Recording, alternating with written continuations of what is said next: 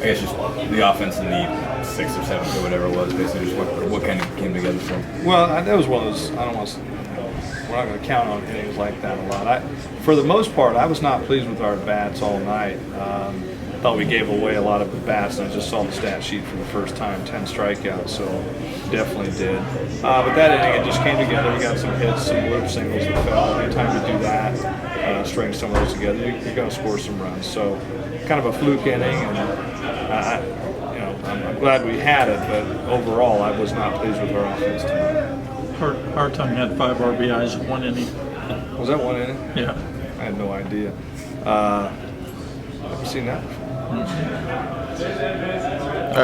Are you just liking the way he's swinging right now? I mean, he's just making really solid contact every time he's up there. Well, he's having good at-bats. To me, it goes back to having good at-bats. And if you put together good at-bats and consistent at-bats to play, your hits are going to fall. So we talked about it a week or so ago about, is he going to be in there? I mean, I think, he's proven probably more so than some of the other guys, even some of our guys, that he's just been consistent. And hopefully some guys will pick up on that and follow his lead a little bit.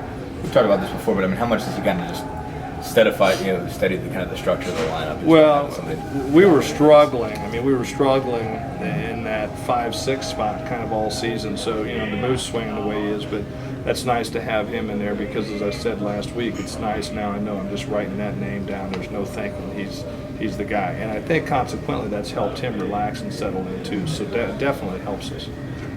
You'd be happy with what you got out of Stadler? Oh, absolutely. 6 strikeouts and 5 innings of work and attacking the strike zone. I thought his breaking ball was very effective as well today. And you can get that type of start on a midweek, and with the guys that we have backing them up, we're going to be in every ball game. So I was very, very pleased with him today. And I'm guessing Corson Carr wasn't part of your plan until it went 10-1. Well, it was one of those we just said we're situationally going to get him out there when we can to get it going. But I thought that was. I thought he was aggressive. I don't think that was fluke stuff tonight. I thought that he pitched with some confidence tonight. He does that. He'll get back in there. How much does it work to put him in a position like that where he's up 10-1 and there's basically no excuse not to throw strikes there? Well, and sometimes though you'll have guys that they'll mentally let down because they're not sharp. What I liked was I thought he was focused. I thought his pitches were down the zone. They had something on him. I can't remember the velocities, but I think he was upper 80s, and that was good to see. We're going to build with that. It was a positive, and we're going to take it. Do you like where your lineup's at? The lineup you had out here today? Which one? The one at the end? I mean, because I started Kierton today, which right. Bats, but the lineup that we settled in with on the weekend that I think we came close to finishing there with, save changing out Schwarber and Hartung. Yeah, I like it. I think those guys have been the most consistent.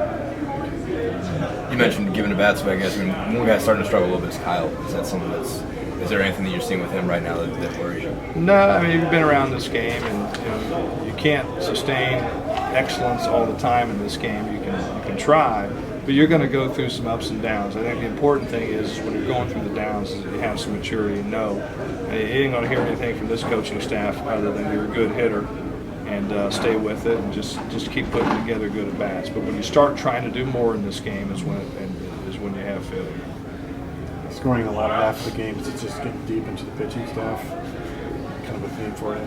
Well, yeah, as far for them, yeah. I think they knew too. They've got as important a series we have this weekend with Illinois. I think they have the same thing with Central Michigan, kind of battling with them. So I knew going into the game they were probably not going to throw some of their guys to be ready. But where we are sitting with the RPI nationally.